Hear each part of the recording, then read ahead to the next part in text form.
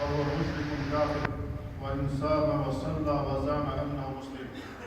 أيها المؤمنون، إن الأضاحي عبادة عظيمة وشعيرة من شعائر الله، فلا ينبغي لمن وجد سعة أن يتركها، ولكن لا بد من مراعاة الشروط الشرعية فيها.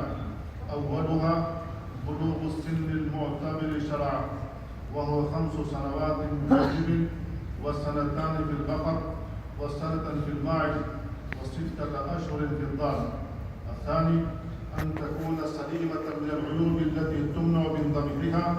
روى أحمد والترمذي عن البراء بن عازب رضي الله عنه قال: قال رسول الله صلى الله عليه وسلم: 4 لا تجزئ في الأضاحي: العرجاء البين ضلعها، والعوراء البين عورها، والمريضة البين مرضها، والعجفاء وهي الحزيلة التي لا تنقي.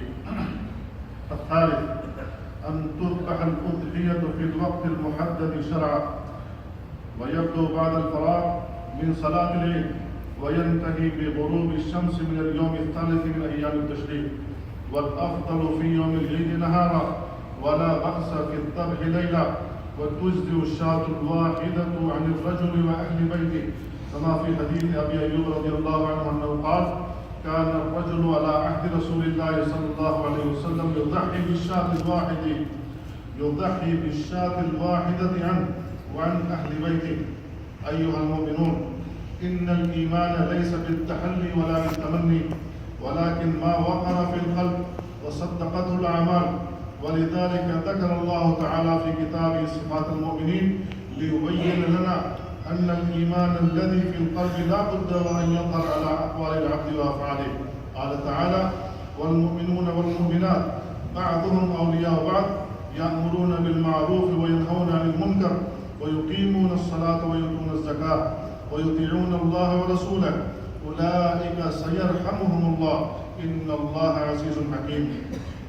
وقال تعالى: قد أفلح المؤمنون الذين هم في صلاتهم خاشعون، والذين هم عن اللغو معرضون، والذين هم للزكاة فاعلون، والذين هم لفروجهم حافظون إلا على أزواجهم أو ما ملكت أيمانهم فإنهم غير ملومين، فمن ابتغى وراء ذلك فأولئك هم العادون، والذين هم لأماناتهم وعهدهم راعون، والذين هم على صلواتهم يحافظون، أولئك هم الوارثون الذين يرثون الفردوس هم فيها خالدون. وقال تعالى: إنما المؤمنون الذين إذا ذكر الله وجلت قلوبهم، وإذا تليت عليهم آياته زادتهم إيمانا، وعلى ربهم يتوكلون.